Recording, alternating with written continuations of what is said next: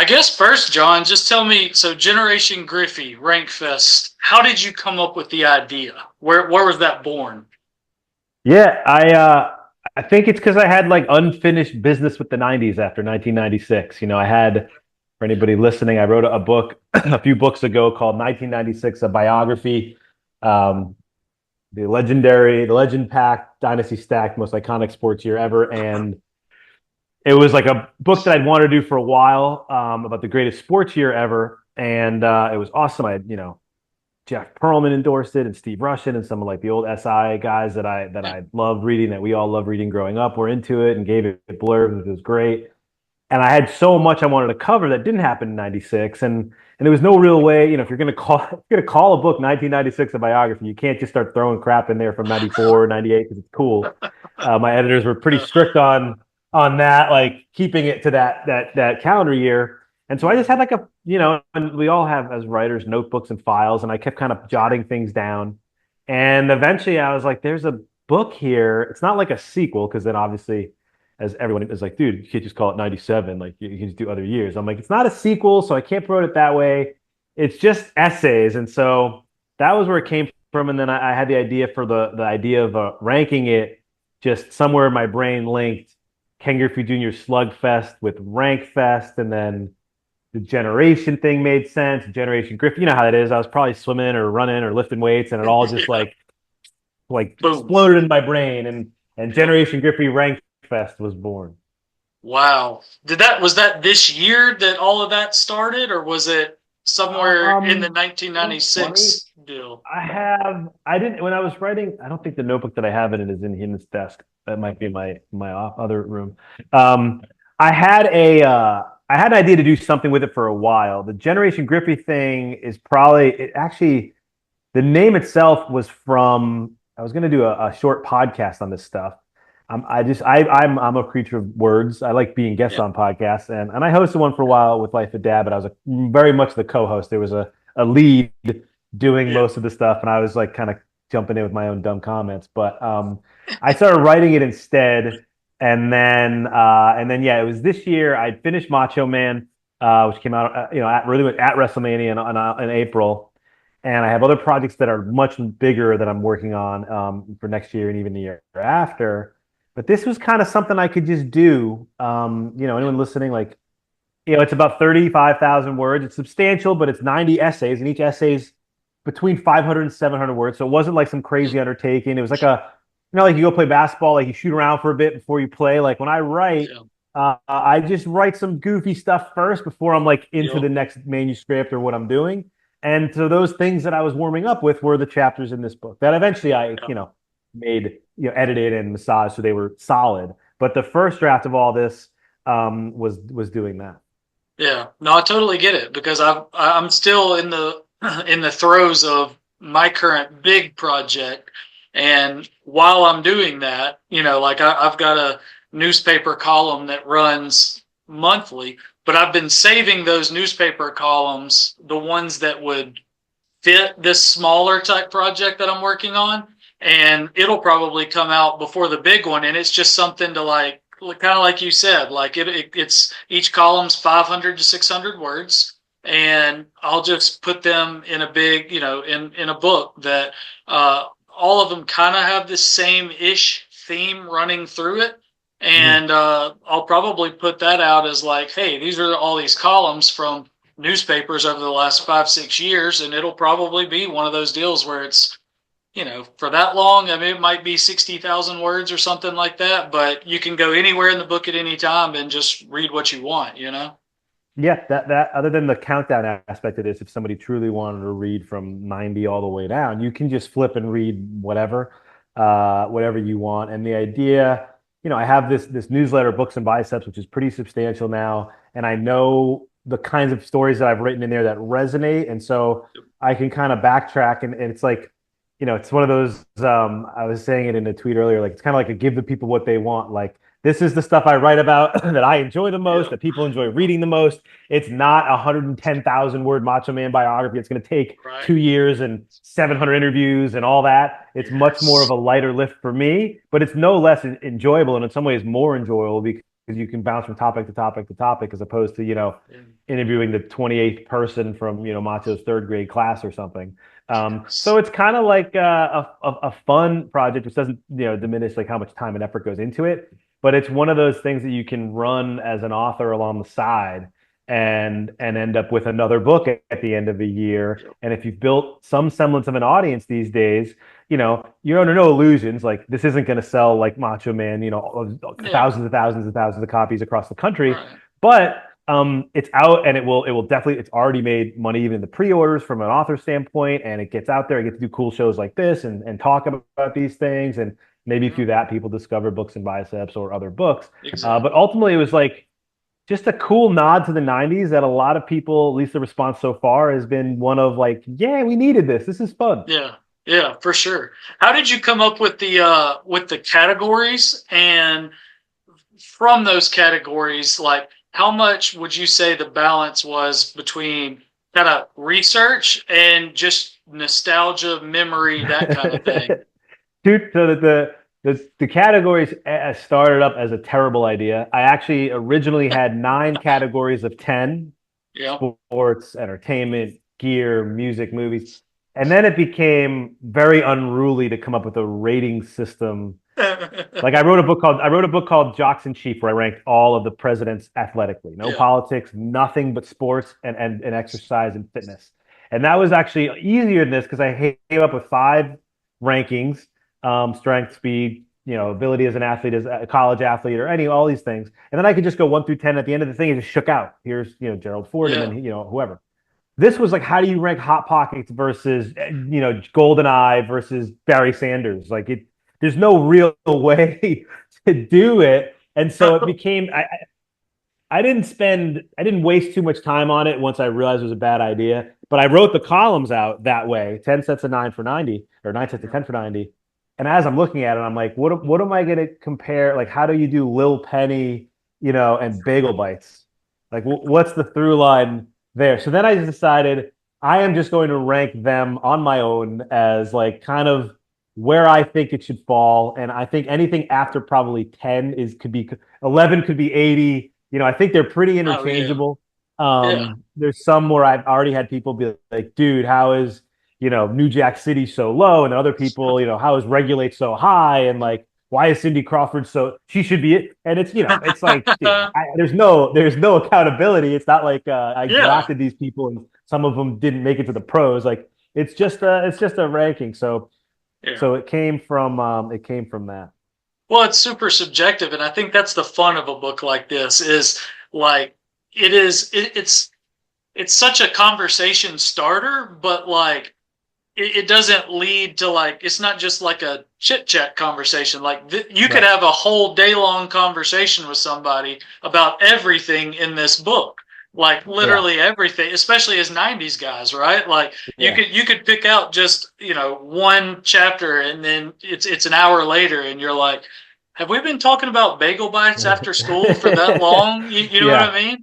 So like that's what was fun for me. Like I haven't read every single column all the way through yet, Yeah. but I've read a good bit of them on my trip that I was on this weekend. Yes. So yeah, what was your favorite one to write about without giving away too much of what's in the book? What's Yeah. been maybe your favorite? You know what's funny? A couple of them, and mainly they're funny because of how we just don't remember stuff. Like when you mentioned a question earlier about like researching, like Yeah. I think almost all of them I wrote just on the fly. And then after a few, I was like, you know what? I'm A, like not any kind of photographic memory genius, and B, like my memory's terrible now. Like I better make sure that what I'm saying, I had quotes from the wrong movies in my head. Like I had to actually go through and start kind of doing some cross-checking on like what in the world was I talking about? Like I don't even remember, that wasn't even the right line.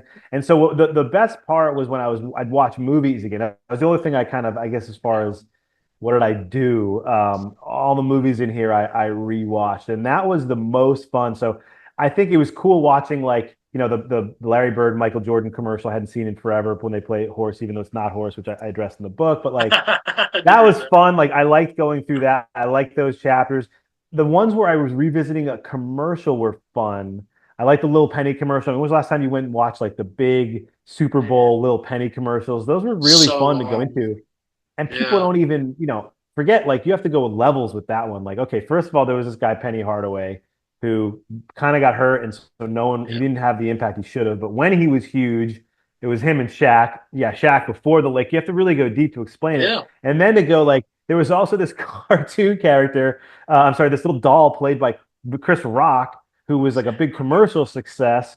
And somehow this doll, Lil Penny, became a big star and was at yeah, like movie awards and had commercials. And so that one stands out for me because it was such a moment of like, we've never really seen anything like that now.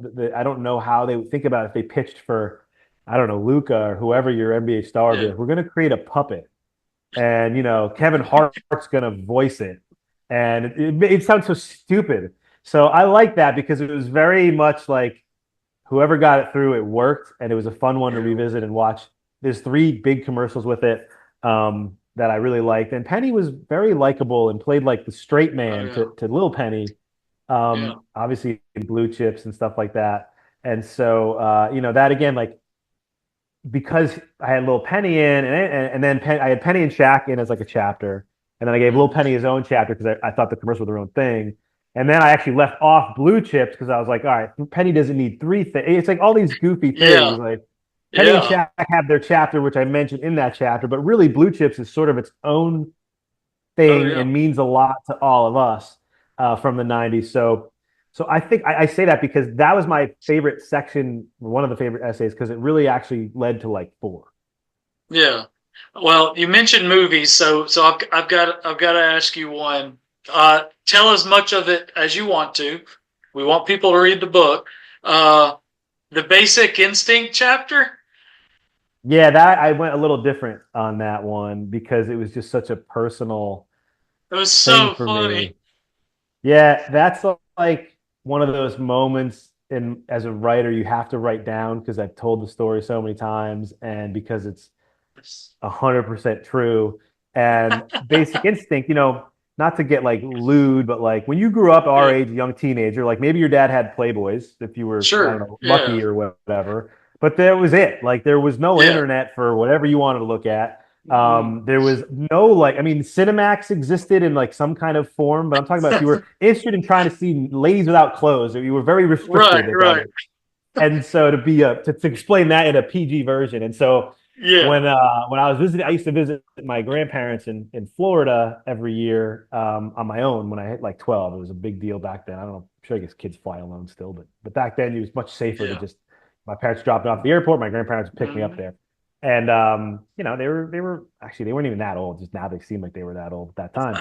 But one of the things my grandfather they would take me to movies, and they weren't movie people, so I would always go see R-rated movies. I would shoot my shot basically. And Yep. with again, because there was no internet and no trailers, you really only saw a poster or you'd hear a Yeah. rumor. And the rumor, obviously, about Basic Instinct was Sharon Stone was naked, Yeah. um, and it was awesome. But I was 13 or whatever, and so I told my grandfather I wanted to see it, who then proceeded to invite my grandmother and the chapter is about how I sat in a packed theater in where they lived in Boynton Beach of all like 70-year-olds and plus between my grandparents watching Basic Instinct in So funny. a mortifying yet like unforgettable moment. So that one I put on there for that, but also it was a pretty seminal movie for. It was like a big boy Yeah. like you saw Basic You Instinct you saw it, saw it. right? Yeah. And then when it came out on like Laserdisc or would it be like it was like that was when you were just waiting for someone's dad to buy it, right? And then you're like, oh, okay. That's So it. again, we're going down a different rabbit hole there, but like it mattered, is Yeah. what I'm saying. For Right. It little was dudes, it mattered. it was so funny. So some of my other favorites that I've been through so far, Atlanta Braves pitching staff. I'm a Braves guy, so that one resonated. Yeah, but Tommy that's funny. So Boy. you're a Braves guy, right? Like I Yeah. wasn't. I was a Red Sox fan. I grew up in Boston. Yeah. Most of my friends after I went to college we moved to New Jersey for Yankees, and I couldn't tell you like the mid '90s Red Sox. I mean, Clemens and Derek Lowe and some of these guys, but Yeah. like you know Maddox and Glavine. It's like it's the Yep. weirdest thing. But like when you think of 90s baseball, forget the home run races and all that. Like it's just such an identifiable group of Yes. guys Oh yeah. from sports back then. So I wasn't going to put it in. Then I didn't have a whole lot of baseball other than Griffey and some other guys in there. Yeah. Baseball just is such a weird. It didn't transcend. Griffey did. Right. The home Yeah. run race I left out just because I don't know. I didn't really. It was seemed so phony even to me at the time. I was already in like It college, was, and yeah. it was so Well, and stupid. And, well, and like you said, there was so much, especially from the basketball side of things in the '90s, was so much more um, transcending than yeah, baseball was. right, I mean, you've got it in the book, but like, I mean, you start having guys like Kobe Bryant come out. Certainly, Allen Iverson with how he transcended everything off the basketball court, music, fashion, right. all those different things. Some of these other favorites I mentioned that I was going to mention, the Hornet starter jacket. I wasn't a Hornets fan. Guess what was hanging in my closet? A Yeah, Hornet I know. starter jacket. I had one. So funny. It was such a funny thing because I had I mentioned I originally had the sets the groupings of 10. I had like a gear one for clothes and shoes and stuff. And the number one thing I could like instantly, it was like, well, obviously the Charlotte Hornets starter jacket's number one, even over Jordans and over some other stuff. Yeah.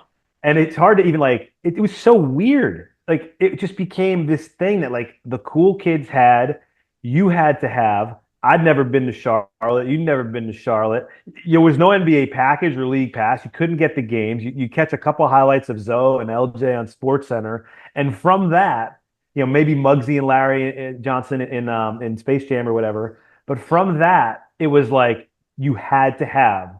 I guess Orlando Magic's was sort of a second tier one. I knew some people who had that, but there was no doubt, like the king of jackets, if you were in middle school, was the Charlotte Hornets starter. No doubt. And then the other favorites I wrote down, baseball cards because that was our currency, Yep. and Tommy Boy because I might be 37 years old, but we're still quoting it. I mean, fat guy in a Yeah. little coat still lives today. They all live. It's so many of them I forgot were from. Like I don't know how I didn't forget because I've seen the movie a bunch, but like I've said that's going to leave a mark a million times, and like you say things so much that I thought surely that wasn't from Tommy Boy. Maybe it was like it had to have been Right. predating Tommy Boy, but it didn't. And then like there's so many of those other lines where you're reading it or when I'm rewatching it. I've watched it with my son. My son's 11. It's like obviously right in his Yeah. wheelhouse for humor, and it's Yeah. so funny. And you're just like line after line after line. You know where the weight room is? Like, I mean, I say that to my kids like in the morning when like I'm in the kitchen, like Yeah. it's just you say these things, they just kind of pick up a life of their own. And it's cool. The research on that was fun too. I didn't know that like it was called like Billy the Third or something like that. They had a highfalutin title and they changed it because of Billy Yeah. Madison. And then they had David Spade originally had like no part in it, and then he became like the heart of the movie kind of. Yeah. So it was but yeah, like I said earlier, the rewatching part, especially that, they just Yeah. hold up. I mean, it was just as Mhm. fun. And the physical humor, I don't think we have that now. I don't know. I don't know who the equivalent. I was trying to Yeah. think of a Farley equivalent. Hmm. There's plenty of like, witty dudes, but there's no Farley equivalent now. I Mm-mm. don't think I can think of one who like could physically enter a room and make Yeah. you laugh. Yeah, stands alone. I mean, that movie had bangers like right off the bat. Like you mentioned David Spade, being in it. I mean, right off the bat in that movie, like a lot of people go to college for 7 years, and he's like, yeah, they're Yeah, called doctors, they and call I just doctor. Yeah, like I still remember that, and like it's yeah, right at the start of the movie. It's kind of in the grand scheme of that yeah. movie. It's Your kind brain's of got a hard candy shell. Yeah, it's just yeah, you it's like remember you remember half the script. yeah, it's like one. It's like kind of a for the story that was in the movie. It's kind of inconsequential, but you remember it because it was just so good. And like, I don't know, that movie just has so many of them littered throughout. Just that's an Yeah, all it was. time favorite. There's a bunch of them, depending on how old you are. I'm older than you are, but where when you got to college, they just seemed to be on everywhere. It didn't matter what frat you were in, or if you were in a frat, if you were in a dorm, if you lived in an Yeah, apartment off campus. If you were hanging out, these movies were just on. This one, Reservoir Dogs, there's a bunch in here where it was like it just felt like wherever you went, if there was a bunch of dudes around your age from almost anywhere. Like Tommy Boy was just on somewhere. Yep. Uh, I'm gonna bounce around in this, kind of how the book does to different different Yeah, topics, different teams and stuff. I know I gave, and I didn't know that there was a Twitter account dedicated to NHL '94. So I they, didn't either. Yeah, I yeah, kind of got on that, but like I was, because I am just a little bit younger than you. NHL '94 was not my goat. My goat was right, NHL '98. So I was sure, like 11 years old, and we were still playing that. Me and my brother played that religiously.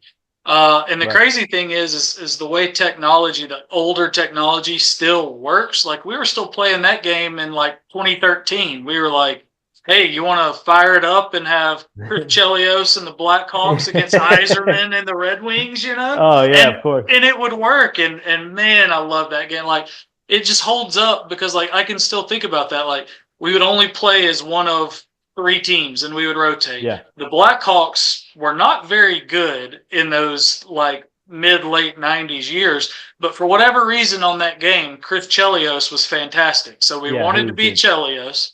Yeah.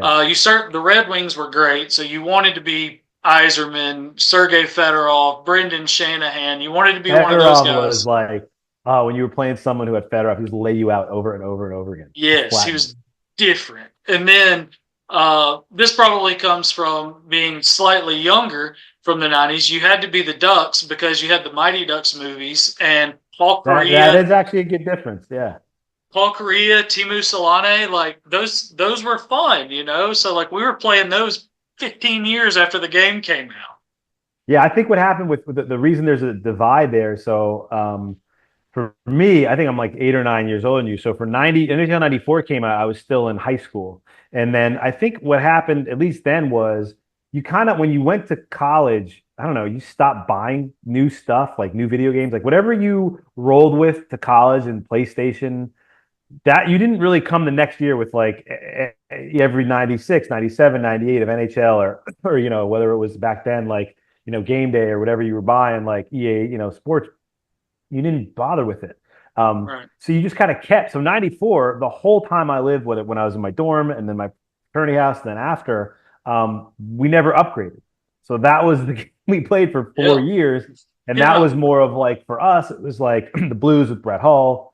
And those were the teams that we wanted to be. And it was like the obviously the Rangers, had Messier and Gretzky. And like, Yeah. these were the teams where you're like, oh, okay, this is where it's going to be fun. Yeah. I think Was Messier and there Gretzky actually might have been right after that. I think Gretzky was still on the Kings in the '94 Kings? year. Okay. I think Was that happened there in '96. I'm gonna move on to movies. Was there any thought, you're a Boston guy. Was there, and I'm not gonna give away where it was in the book. People will have to look at that. Was there any thought at all having Goodwill Hunting a little bit higher? That's a good question. It could have been higher. Actually, now that you say it, I don't remember exactly where it is. I'll have to flip through it. I know it's You not want like top 20 or 30. do you want me to Um, tell you or you want me to let yeah, what people number is it? I don't remember where it is. 42.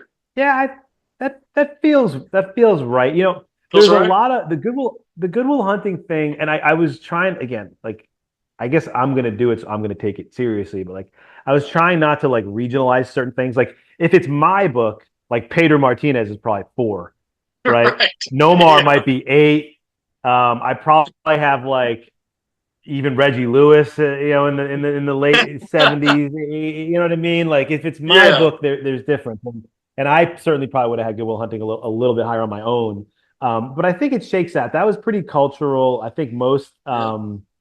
most people quote the lines, "How you like them apples?" and some of those other things. Yeah. And so I feel like it's probably in a good spot. Again, like it was all gut. One of my good friends got it and was reading it, and he's like, if I paid, what do you say? He's like, if I paid you $5,000, could you blindly put the order right now if I gave you all of them jumbled? And I was like, no way in the No. world.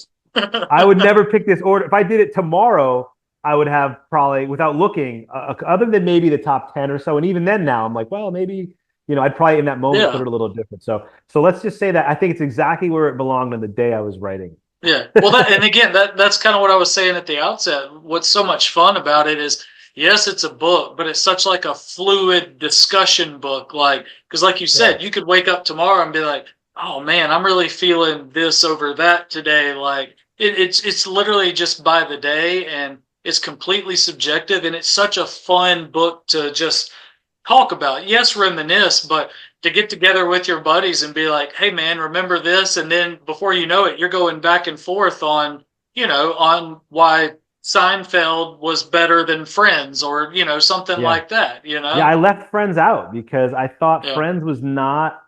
That was a couple of the early readers who got it were like, "How did you leave out Friends?" I'm like, "Well, it's dude stuff," and I'm not saying guys didn't Yeah. watch Friends, but it's not. It Yeah. was not like a.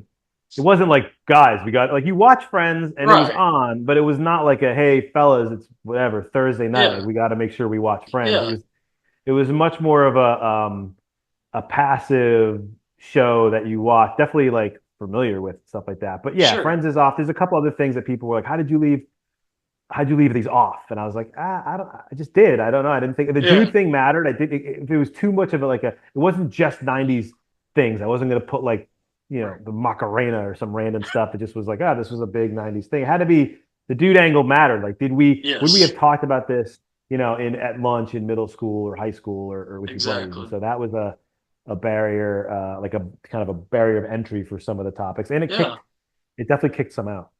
Yeah, well, I mean, like I'm looking at some of these like TV shows, like like you mentioned, Friends isn't there, but like The Simpsons, obviously, NBA Inside Stuff. I miss that in Ahmad Rashad every day. American Gladiators, must see TV. I mean, I this don't know dude's anyone who didn't wake up early and be yeah, like, I'm spending the first hour on Sunday watching American Gladiator. yes, and then I mean, Saved by the Bell, obviously, and then when you're talking dude stuff, Fresh Prince of Bel Air, Beavis and Butthead, you can't leave them out. Right, that was it. And there was other shows certainly around there that people have been like. The only one that I Oh, probably looking back, like I think I whiffed on In Living Color. I think that definitely should have been there. My only okay, thing was like Jim Carrey. I mentioned that in his chapter, and he was definitely the yeah, biggest star in In Living Color. The skits don't hold up that well. And again, I don't know. It just I don't know. I went through and looked at them, and it was in my list, and I just left it off because I don't remember being. And maybe it's because it came out in '89, and I was still probably too young the first few years when it yeah, was big. But it didn't hit me. I think maybe it's more of a late '80s thing. And then the only song that I do kick myself for leaving off, and in my head, honestly, I thought I had it in there, and since you go through it so many times, was which is probably a little too young for you, but Scenario from Tribe Called Quest was like a moment. It had a whole like year where that was the song that every guy tried to wow, learn and stuff. And so I left it off. But again, I'm not gonna, part of yeah, it is that's the fun of it is people saying like, where I exactly. lived, in Wisconsin, this was this thing or whatever. Well, and again, I mean, it's the third time I'll say it, but it gives you something to talk about. Like even the stuff that's not in the book. That's what I'm loving so far about this book is yes, it's opening memories, from the past and Yeah. stuff and making me want to go rewatch certain movies, TV shows, look up commercials, stuff like that. But it's such a good like conversation with the boys, like, hey guys, do you remember Rock and Jock? Like, do you remember all Yeah. this stuff? Yeah, you could just put it on like a coffee table and with your buddy, your brother, anyone's over, and someone just flips through it and they could. I'm totally like I get you could argue with it. Like, how is this so high? How is this so low? And that was why I ditched the category thing early. I thought it wouldn't be nearly as fun to just go through 10, movies and then 10 whatever. I thought this is way more fun where you could bounce from a movie to Taco Bell to Barry Sanders to whatever, and you kind of keeps you on your toes. And I've had enough people write that like that it worked, that like Yeah. they decided after flipping through like parts of it, they decided to go in order because they're like, I didn't expect after, NHL 94 like A Few Good Men, and then like, okay, well what the hell could possibly be next, right? Yeah. Well, since I am, you said like you're what, 8 or 9 years older than me, something like that. I'm These 46. Yeah. okay, so 9 years older than me. So these were the things off the top of my head. It seemed like you were more, and I think this is part of the age thing. You tell me if Yeah. you agree. It seemed like there were more movies than TV shows. Hmm. So for me, because I I was haven't. I'm going to break down, but I think Sure. you're probably So, right. I think, well, yeah. so that's what, well, okay, that's what it seemed like. I haven't done a count, but Yeah. like to me being younger in the 90s, I was born in 87, so I grew up all through the 90s. TV shows would have been, if I was doing my list, I would have had just naturally more TV shows than movies because I Oh, wasn't you old couldn't enough drive or to. anything. Yeah, Yeah. exactly. So I couldn't see certain things. Right. So like my list from the pop culture side, mine on the sports and that kind of stuff would be pretty much right there. But like I would have had this I'm just gonna go so like Boy Meets World. number one, Boy Meets World. Oh Topanga would have yes, had her own. Topanga would have had her own chapter. she'd have been top 10. Yeah. Topanga's Who top else? 10. So Yeah. Boy Meets World was my number one. I said I put this with a question mark. I put Full House, but like when you come at it from a dude standpoint, Full House probably not making the list. But one that Right. I think for sure for me would have been making the list is Home Improvement. Really? Yeah. I've watched Home Improvement. Yeah. Well, I because could think see it. about, well, because like even if you took, and here's what I thought, because I'm in my bubble here, you're in your bubble there. Like, yes, it did ratings and all that, but like even if you didn't have that TV show, which for me that was must see television, I'll still watch it if it Yeah. comes on TBS. But like if you just took, like you said, you had Jim Carrey in there, I would I think have Tim Allen would have been it. Yeah. because he had this show. You had both the Toy Stories, you had the Santa Claus. So I'm like, Yeah, you're right. Yeah, I would, that's a good one. You know what else? What's funny with him is, and maybe you're too young, but so I actually first heard of him on HBO. Used to do a comedy hour. He has yeah, pretty R-rated stand-up. He's yeah. Well, funny. he was in prison before he was an actor. Yeah, Like, yeah. He used to do the like I remember that kind of like that made it cross over. Yeah, Jim, yeah. Tim Allen could have been in here. I didn't even think about it, but I think Well, if it see, was like that's a the biggest fun. stars of the '90s, Home Improvement, that's a good one because we probably did that in our house. I mean, we were two boys. He had three boys, obviously, Tim Allen, Yeah. Tim Toolman, and Taylor. But we used to do that all the time, man. It was just a regular thing if you were confused. Yes, exactly. Well, and it hits that demographic too, right? He's a Yeah, tool guy. They got yeah. three boys. Pam I mean, Anderson was the girl in the beginning of the show, and then I don't remember Pam who was after Anderson that. was out bringing out tools and stuff. Yeah, Dude, show. what a You know, great. All right, kudos to you, man. That's a good one. if I make my own, I'll come at it from like a 10-year-old perspective as Yeah, there you opposed to go. like Yeah. an 18-year-old. There you go. No, I liked. And then the only other one I had this one, but I was curious about your criteria. Like you kind of hinted at it a bit ago. I forget with which topic, but like a show kind of like a Married with Children. It was super popular in the 90s, but it started in 87. Did you Yeah, I think try that to was. kind of, Yeah, that would have. I had that one on the list for a while. That just started too early. Like, it's hard to say. Like, okay, so you have Bubble Tape and Basic Instinct. Like, obviously, you're growing up in a. The criteria for what I'm going to talk about spans a 10-year span of when I'm 10 years old or whatever, 11 and 90, and then I'm already in college when it ends. So yeah, you're not just going to have all the little kid stuff and all adult stuff. But I think that was just too early because even as much as I remember watching and loving it, I've seen reruns of it. yeah, I was still only 8 or 9 when that probably started, and I think you exactly. know if it was the heart of the '90s, I don't remember one of the things that I mentioned earlier that I tried to kind of reimagine, and obviously it's totally fallible. Of like, did we talk about this thing like at school? Was it repeated? I don't remember any other than the Al Bundy touchdown story and Polk High, like the thing that everybody knows. I probably know now more from memes and whatever. Um, I don't remember my group talking much Yeah, about the show. I think it was too old. We didn't really understand it. I definitely probably appreciate it much more now than I probably did when I was 10 or 12. And I'm sure actually if they just reran it, I'd watch it right now. yeah. Especially like those early years with Marcy and I mean the later years when they ripped on Marcy and the husband and all that. Yeah, those were fun. And that's true. There was like I had the other one that I had, Growing Pains, which is probably too young for you. Oh, I know. I Um, remember it. but the family sitcom thing, I just kind of left all of them out because they were more for if I watched it with my mom, it didn't belong in this book, is kind of Right. the That makes criteria. sense. I I just made like it. that up. I just made that up. But if But if I, that probably was in the back of my brain, something where like, all right, I never Yeah. watched. Maybe she watched an episode or two of Fresh Prince, probably not. And the rest of the stuff, that no way. So Yeah. Well, it really helps, like when you are putting something together that is kind of spans everything. That yeah, does kind of help, people be like, okay, here's what filter I had on when I came up with this. It is right, subjective. It is my experience. It is the '90s experience as a society as a whole, but make yeah. your own. Like tell me what you would add in it. Like again, Yeah, it's a that's jumping off point. I've had a lot of people write stuff yeah, or like I said, scenario I wish I put in. I feel like that definitely belonged. And I've heard other things where I was like, oh yeah, there's definitely some movies, like a big one, somebody mentioned was Forrest Gump, and I was like, that's a perfect example of not a dude thing. That was a big thing. It yeah, was like it was humongous. I'm never gonna argue the merits right, of if you're writing a '90s book on the history of the world of the '90s, Forrest Gump's probably in it film wise, yeah. but it wasn't like guys weren't like, fellas, gotta go catch Yeah, Forrest well, Gump tonight. Like, but I the would program argue, was.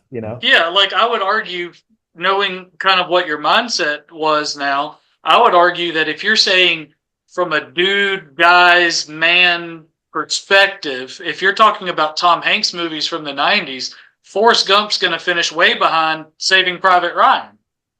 Yeah, that one is definitely one that probably again, that one could have been in there. I think there was when I did the movies, I did off the top of my head Yeah, first, like what if I can think of it off the top of my head, and then that was a huge list of movies. So I didn't even bother otherwise. And yeah, then I just started after that, I did do like best grossing movie just to kind of jog my memory because it's very sure, easy to just memory hole something that was yeah, gigantic in 95 or 97 or whatever.